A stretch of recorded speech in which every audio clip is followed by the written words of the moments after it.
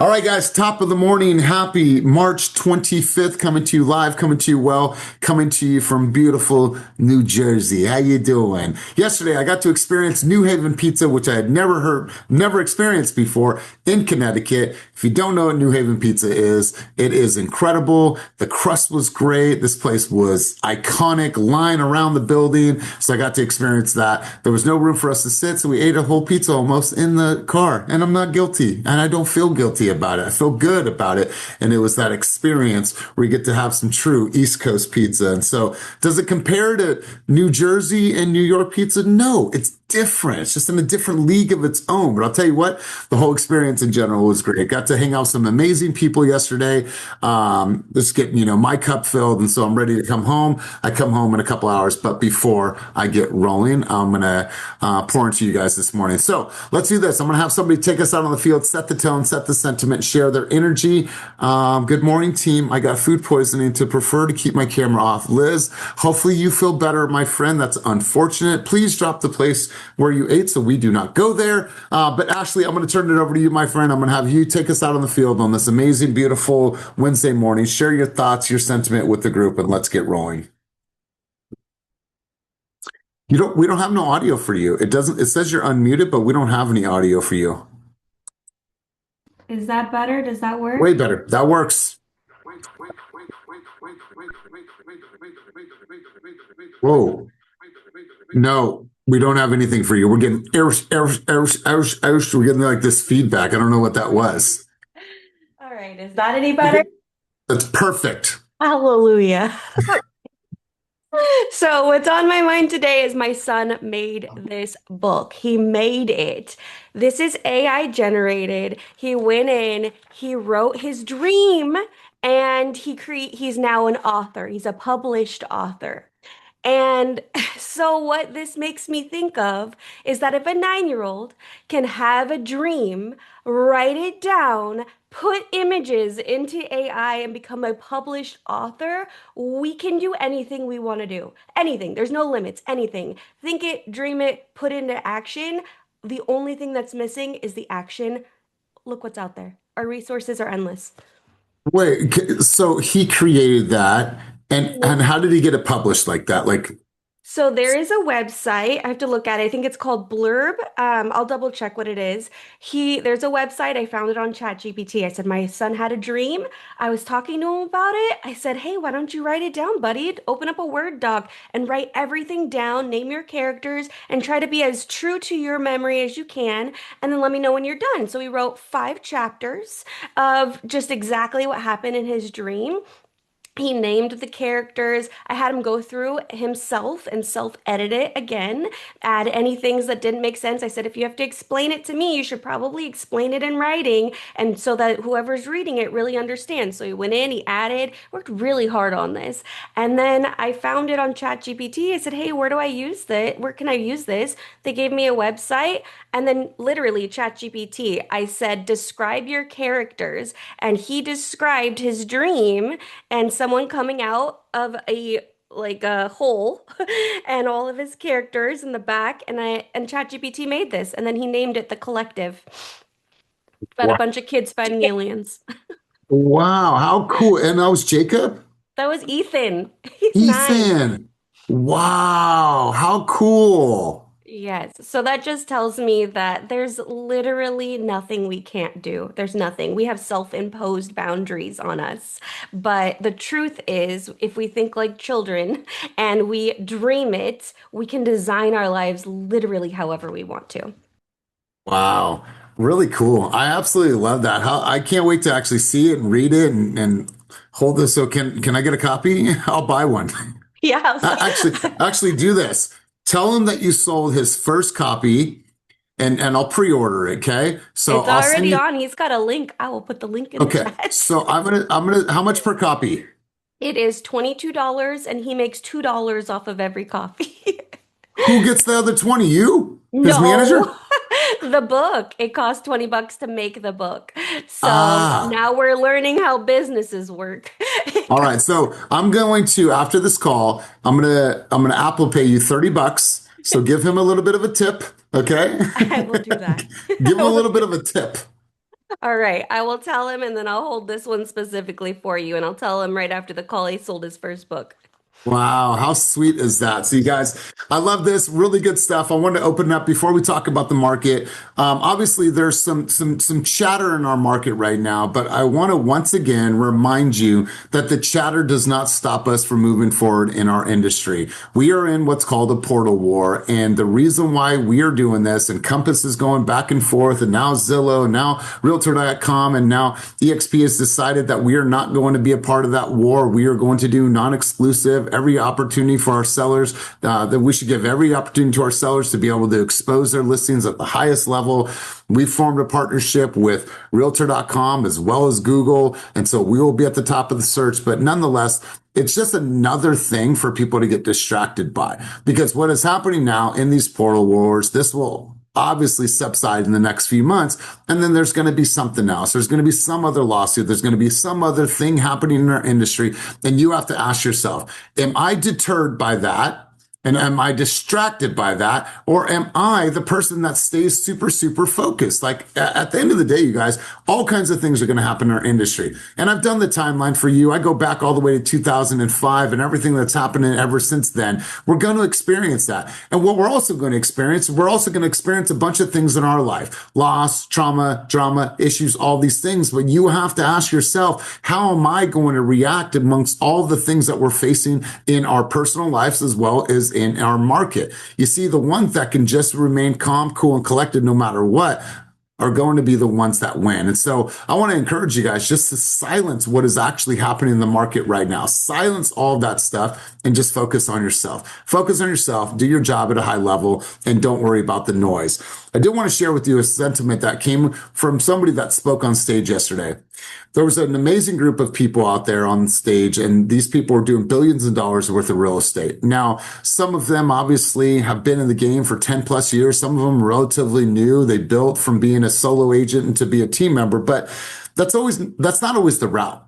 You see, a lot of times we think about progression in this business as I'm going to perform at a high level and then maybe I should form a team. Well, if you want to form a team ever in your life, you have to think about this. You have to think about your leadership skills and your ability to truly understand leadership at the highest level. If that doesn't attract you, if that doesn't excite you, then don't even consider being a team leader. Be a solo producer at a high level that has leverage. You have assistants on the back end, virtual assistants like I do have Judith and Roma, and then you have showing assistants. Those people are out there showing the homes for you, and you're out there building connections and closing deals. And so it's not always the progression. Well, what I heard from a speaker on stage yesterday is they talked about proximity, right? We always talk about getting these rooms and have proximity and be around this and hear from the blessings and hear from the Demians and hear from the Ashleys and hear from the people that are doing business at a high level. Well, proximity isn't everything. It's important. Don't get me wrong. Get in these rooms and be around people that are performing at a high level, but it doesn't matter if you're not doing anything with it. You could be in proximity to some of the highest producers in the industry, but you don't make a choice to do anything with that information.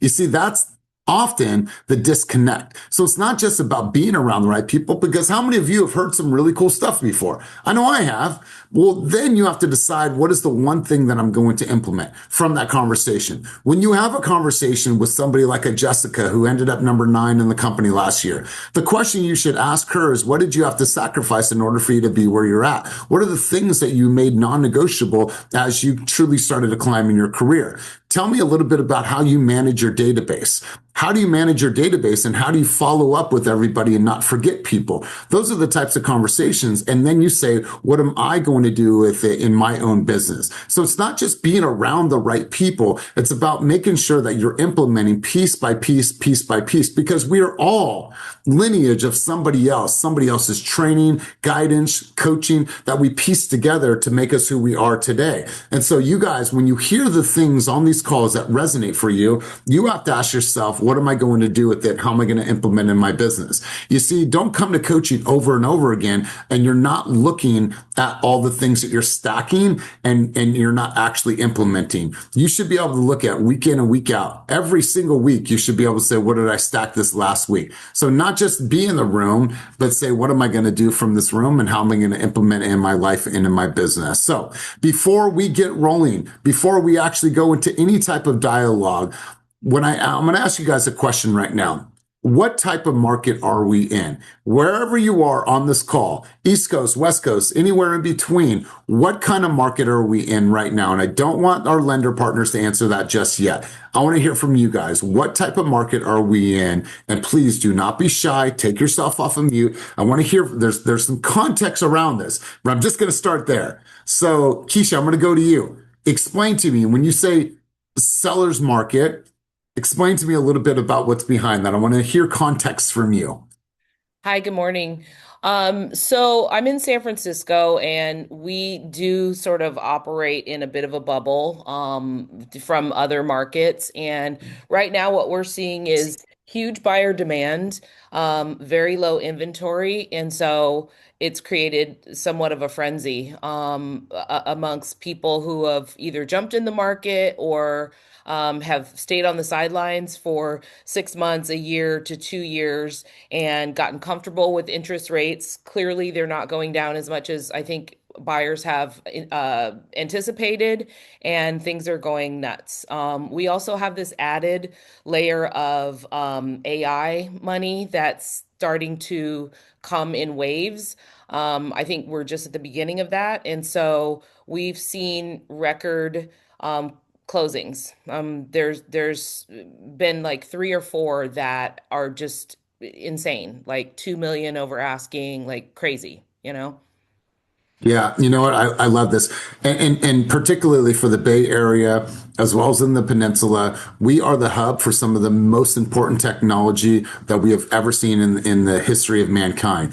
And so no matter what, there is always going to be financial opportunities for us to be able to capitalize on because of all the money that comes from these tech companies. You know, before it was our social platforms that were really driving a lot of people, our financial districts in San Francisco, the tech boom. Well, now what we're seeing another tech boom. This is just like, if not more important than the dot-com boom of the late 1990s. This Agreed. is an evolution. This is a revolution of AI. And so there's billions and billions of dollars getting put into the AI, space. And we're seeing that. And that's a direct reflection. You guys, there's so much money coming into San Francisco and surrounding areas. And that's going to drive prices up, drive the people out as well into the East Bay. And you guys, this is a huge opportunity for us. We are seeing this blow up our market. And it's always going to be like this. It's always going to be something. Can I Let's just go, add Keisha, one last thing? To please. your point, with that, it sounds from the outside, it may sound like this is like everyone here is just rolling in dough and things are popping. But what happens is it makes you need to sharpen your tools in order to operate in this market. People with buyers are going to lose more. It's more competitive. So you need to make sure that you're connecting with buyers, that your messaging is compelling, and that you are, in the top of your circle in terms of the choices that buyers have to work with agents. Like it just is going to get harder for us as well. So you need to be on top of your game. Yeah, and I'm going to take everybody through some framework today because I believe that there needs to be a delineation every time that we communicate with our consumers. When they hear you talk about the market conditions, patterns, they know that they're with a true professional. We're not scraping the surface. We understand the nuances. We look at the data and we can help them interpret that information in a way that is very, very clear. See, that separates you. That separates you. And people are looking to you right now and they're going to find out if you're a true leader or if you're somebody that is not really that educated. And that, my friends, is our responsibility. When we have conversations like this, you should be taking notes and be like, oh, okay, that's something I could definitely apply. That's something I could definitely, oh, I never heard it that way. That way you're refining your dialogue so it becomes better and better every single week. So Keisha, I appreciate you sharing. Let's go to Deep Bledsoe. What do you have for us, big dog? It's crazy, bro. I can't believe how big the girls are getting. Like you can see how tall they're starting to get too. They're starting to take Oh on your yeah, height, bro. they'll both be at the same school this August. So Let's yeah, go. it's moving fast. But yeah, in terms of the market, like I just yesterday, I have to chuckle at the question. I posted a video on it, I think last week, but it's not a straightforward answer especially in Oakland. This past weekend, I worked an open house for Elias listing in the Laurel district, and I mean it's a dope house. They redid everything, took it down to the studs, and just did a really good job with it. It's a tiny house, but I mean it's listed at 499. And when people think about price, I'm like, Oh, Okay, this is what I Missy, think please. for. All right. Deep Oh yeah, Bledsoe, he shares the same sentiment. hold on. I'm going to cut your video just because it gets a little spotty. And everyone else, please make sure to keep yourself on mute if you're not directly speaking in the moment. So let's go, D. Can you hear me? Yep, loud and clear. Okay. So yeah, the house ended up getting one offer yesterday, and I had like 23, I think it was like 23 total parties visit the open house this weekend, and it only received one offer. So I went back through everybody that didn't have realtors, hit them up. Hey, this is what happened with this house. But the point of that is to say, even great houses are sitting for whatever reason. They like buyers are being more picky now. But then you have homes that are still receiving multiple offers on the offer date. So it's just not a straightforward answer in Oakland right now. The condo that I just got my client in contract on, it was on the market for 25 days, didn't get the offer that the seller was looking for. Great place, there's nothing wrong with it. It was just sitting, waiting for the right person to come for it. So again, when people ask about the market, particularly in Oakland, is not just a straightforward answer that yes, you have to be prepared to come above asking price on every single home. You really have to get out and look at these places, do your due diligence, talk to the seller's agent, and find out what the expectations are and what's really going on, because it isn't like it was 3 years ago where, hey, yes, you got to come at least 25% over to even have a chance. It's not like that for everything out here right now. So it's still deals to be found for your buyers, and don't overshoot it with your sellers. I love it. And while I have you, what's the new EP that's dropping? Oh, it's out right now. Raining in July. D Bledsoe and Maitre D. I'm singing on there as well as rapping. So this is a step forward for me. We had a release party a couple of days ago. Shouts out to Brian for supplying us with libations.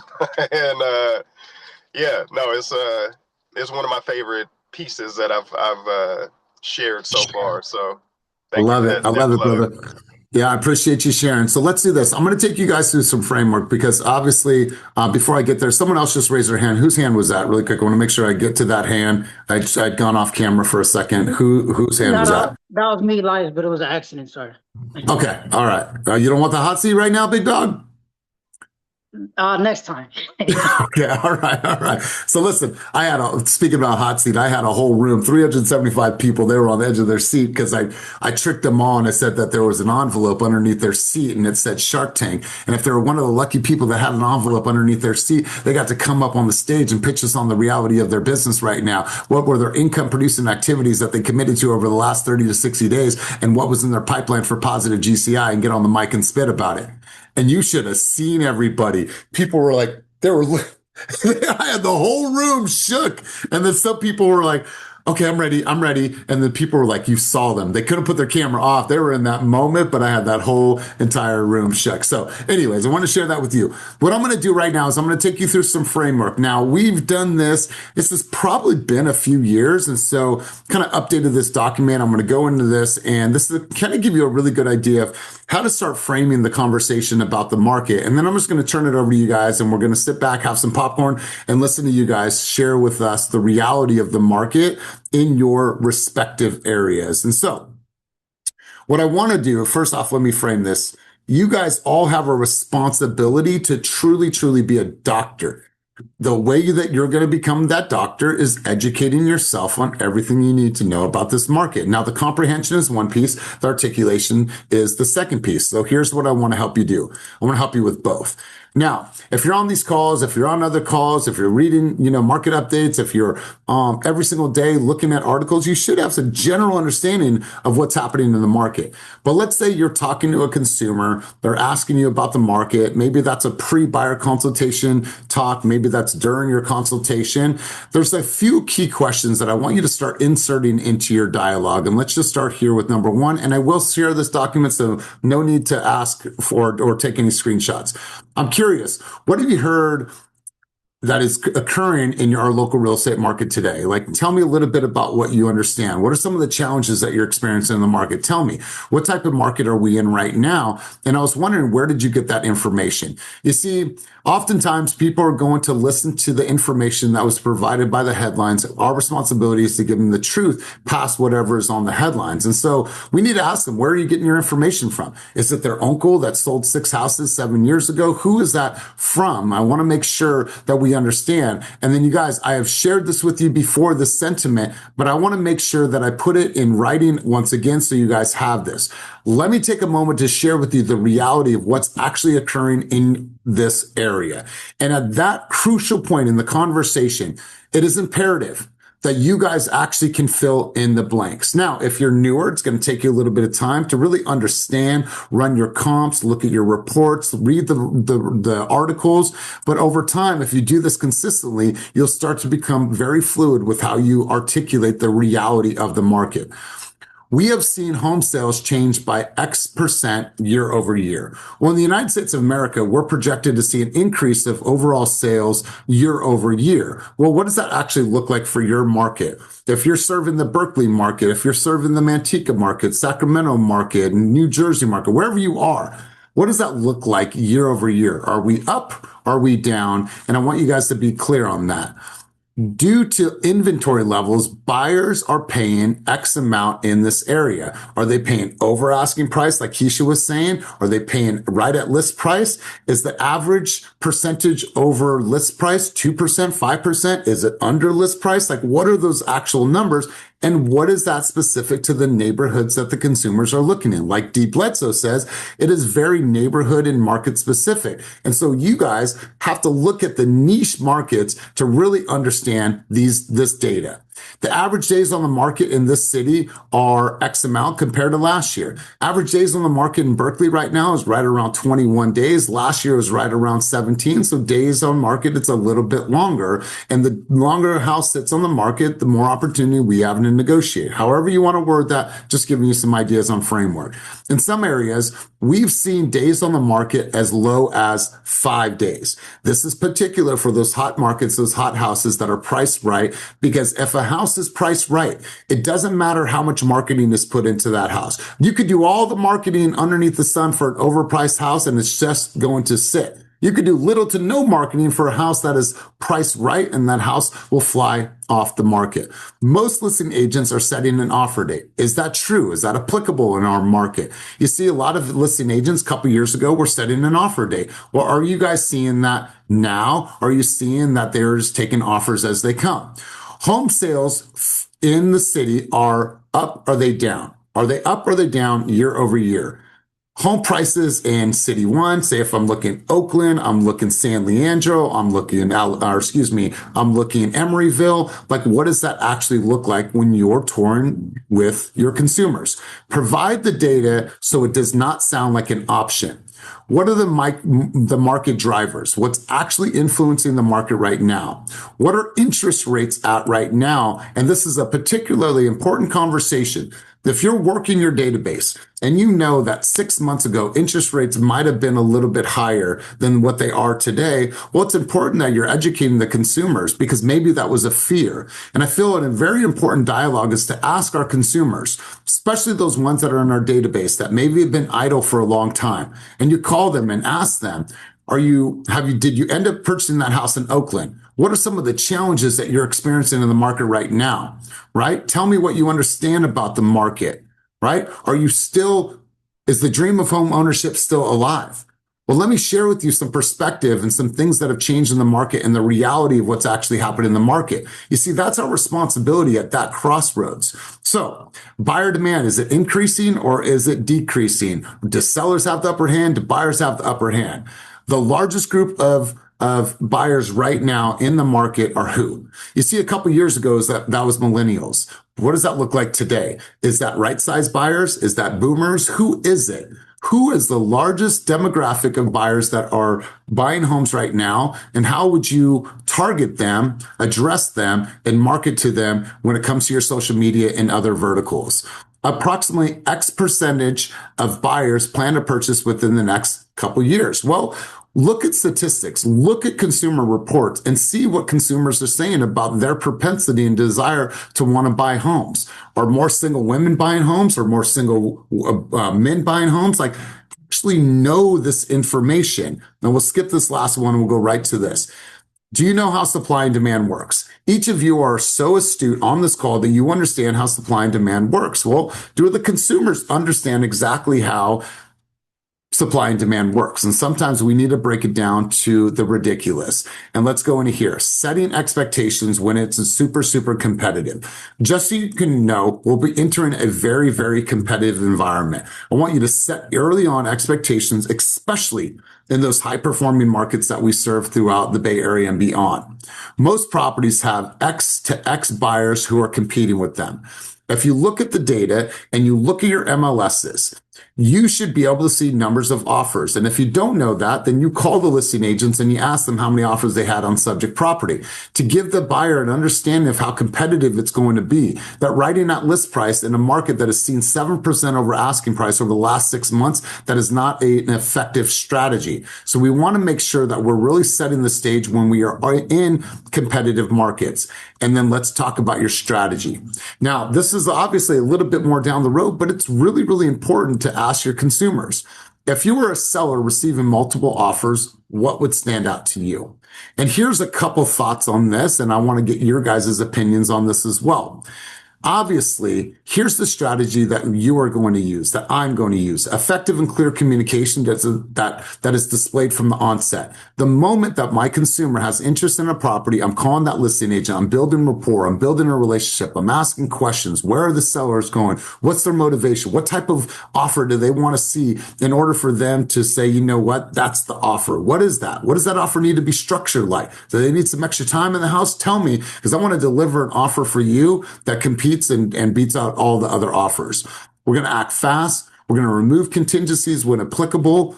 Offer, price, strategy, what goes into that. And then that your lender is going to communicate with the listing agent and truly talk about the buyer's ability to purchase the home and vet that buyer out. But what else? When you define your strategy that is applicable to your market, what does that actually sound like? You see, we teach in our team how to strategize on offer time, but each of you are serving consumers in a different way. I want to know, like, what else goes into that? Like, what else goes into your strategy and how you tell your consumer, this is typically what we do to get offers accepted in a very, very competitive market. I do this, I do this, I do this, I do this. And based on my history, I've been able to get people's offer accepted. Now, what I do is I reduce the time. We look at the comps, whatever we do. I want you guys to be able to clearly articulate what your winning strategy is. Because if you are a person on this call that has gotten somebody from A to B or A to Z, all the way to getting keys to their home or selling the property, you have a proven process. That proven process, when is unpacked, you guys have layers and layers of things that you've done, from the education, from the communication, from the research, from the negotiation, from the dialogue that you've had. That is all proven process that should be clearly articulated to a consumer. Each of you have a proven process. So it's important that we continue to illustrate, document that, and share that with our consumers on a level that they understand. Once again, it's separation. We want to separate ourselves from any other people out there in the market. We start with our market knowledge, then we continue on with the way that we're going to strategize and the way that we're going to represent them. So I want to go to you guys. Can you turn my camera back on? Yes, I can turn your camera back on. Hold on. Ask to start video. I'm going to go to you. You should be able to do that now. There we go. There we go. All right. So let's do this. I want 3 to 5 people to get involved in the conversation. I don't expect for you to understand all of that framework right now. Here's my expectation. So you guys are going to go to work. I want you guys to print this out. be able to like, ooh, year over year, what are the sales? Are they up and down? I don't know. Let me look at my comps. Let me look at my reports. Let me look at the archive reports from my MLS, because that's all available to you. So what I want to hear is from 3 to 5 people right now. Share with me your market pitch. What's going on in the market? Share with me nuances, patterns, conditions. And what I'm going to do is I'm going to have you guys pick. I'm going to start out with Blessing, and then Blessing is just going to pass the mic, and we're going to get 3 to 5 people to spit some fire about the reality of the market. So buckle up, because this is when we get in the hot seat. We're going to have some fun with it. And listen, I just want to hear how well you're articulating the state of the market, but also, if you can, Blessing, include your strategy, what you do to prep for the best offers to make sure that these offers get accepted. So, Blessing, you are up first. All the pressure is on you, my friend. Thank you so much, friend. So I need a little bit of help to walk through it, because you know me, I start to swirl with a lot of details. So if I'm looking at the market, just a blanket introduction to what's happening in East Contra Costa County. Okay. So one thing that I am seeing, and I'm looking at my numbers right now, is that since the beginning of the year, and I serve East Contra Costa, so think Bay to Bay, Well, Bay hold on a Point to second. I'm going to pause you for a second. I'm going to give you share screen rights. I want you to share with the audience what you look at, how you look at it, and how you interpret the data that you were actually looking at. So I'm going to give you the share screen rights to do your thing. Okay. She's like, see that right there? That was you son of a gun, Elias. Okay. And I'm gonna say, just mind the fact that there are I'm a couple weeks outdated, but let me show you. So Okay. I think I said this on whatever the other day was.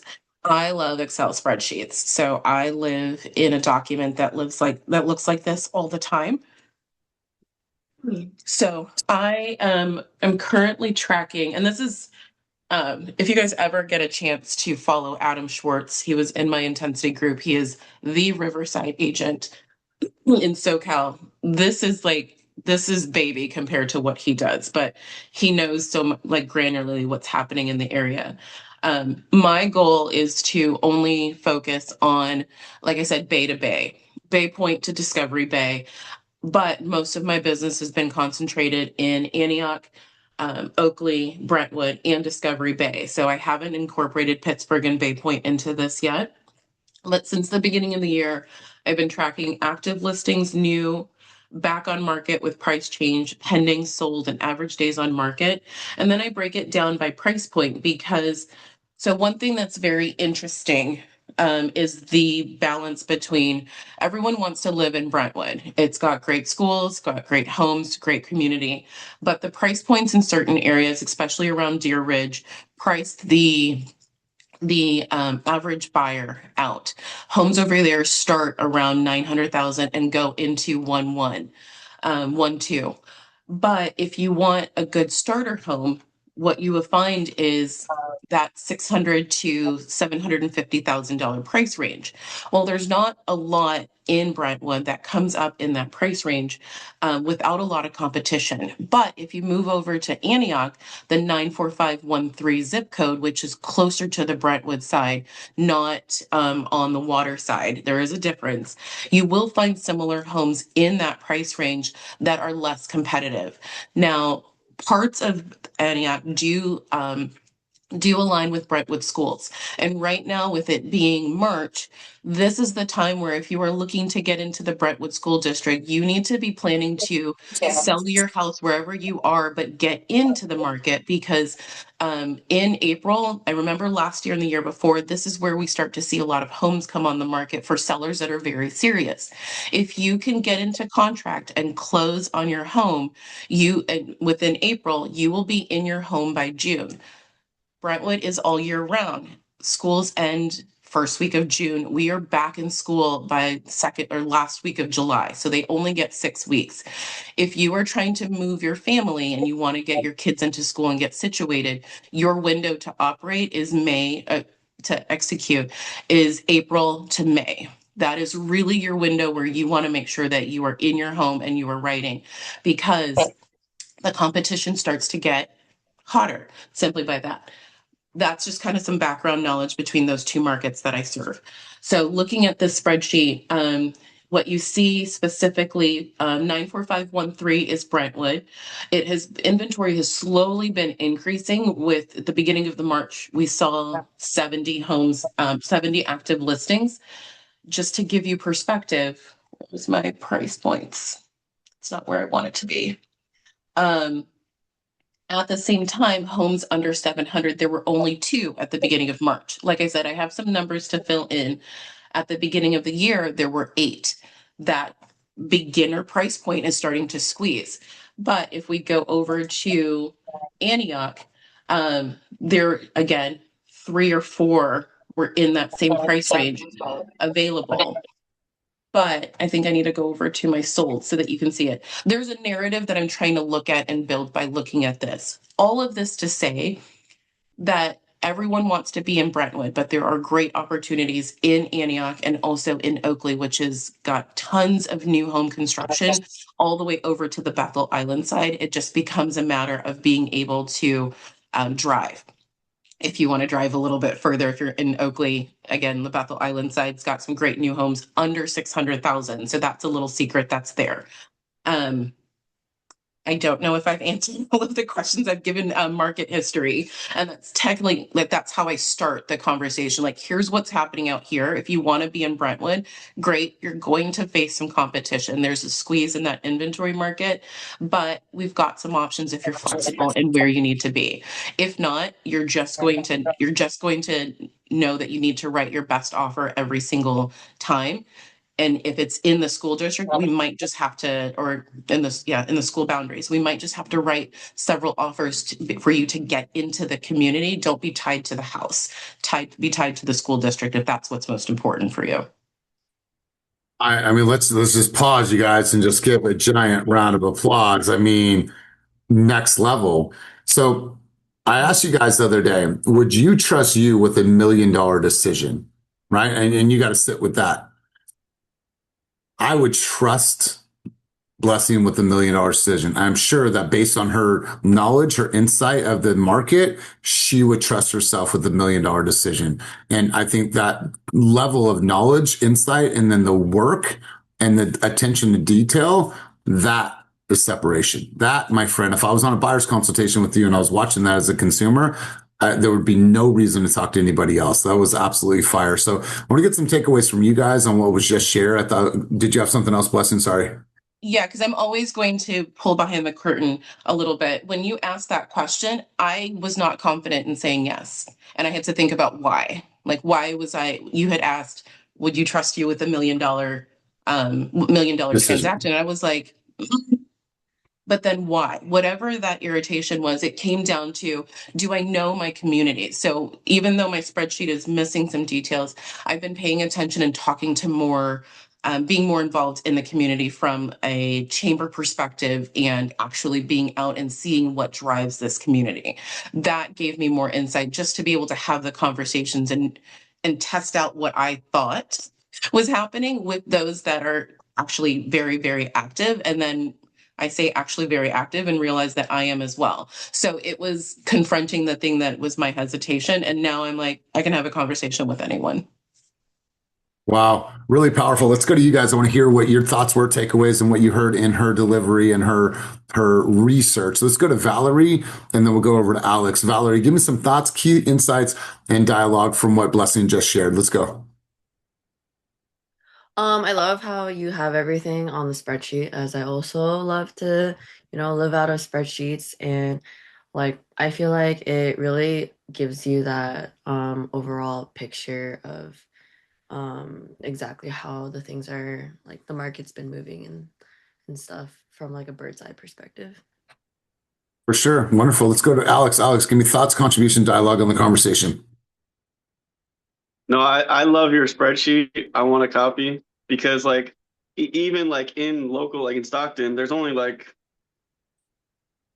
5 major buying areas. So like even though you're like between one to the one neighborhood to the outside of the neighborhood, I love how that I can dial it down to like hyper local instead of so wide.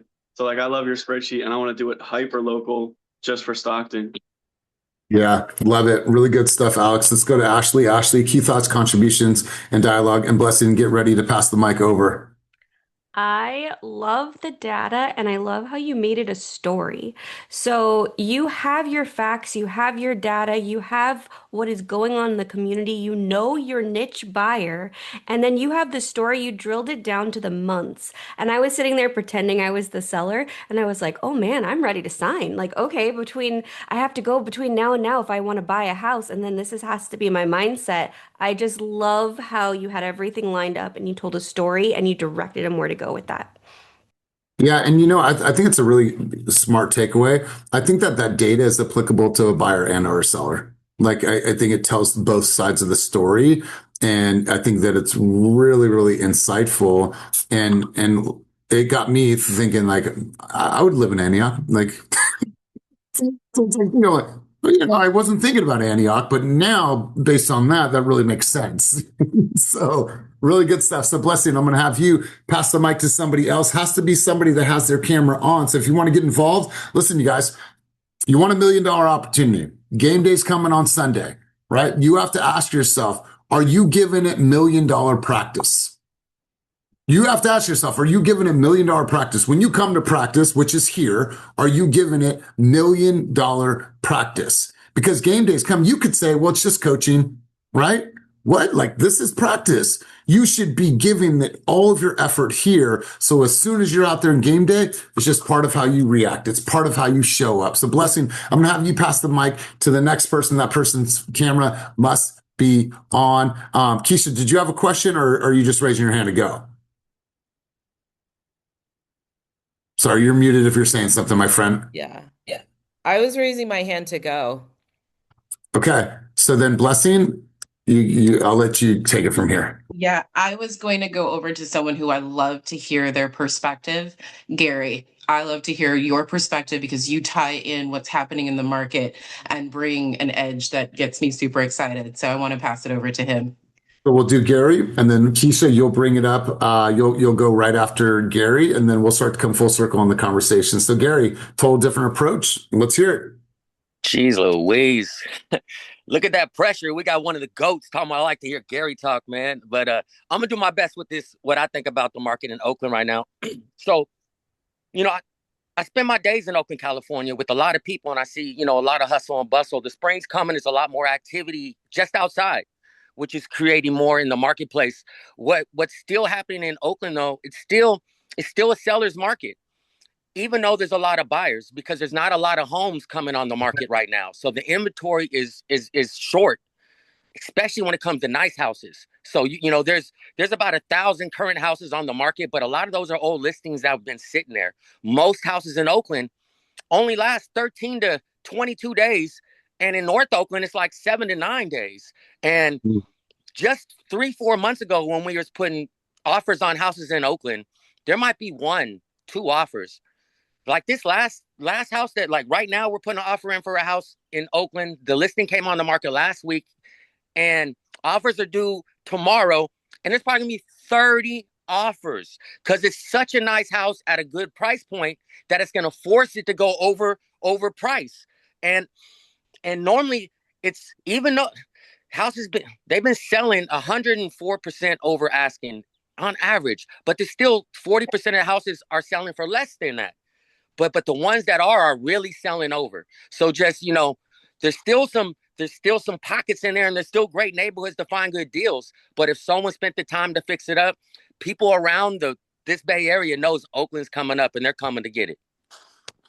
Wow. I mean, completely different perspectives, and it shows that Gary's been doing his homework. He's watching the market. He understands consumer behavior. He's tapped into the local market. He understands it. He hangs out there. He's seeing what's going on. So Deja, let me hear from you. What did you hear in Gary's delivery? It's the Deja Gill. I'll go over to you, my friend. What did you hear in Gary's delivery and takeaways from what he just shared? Good stuff, Gary.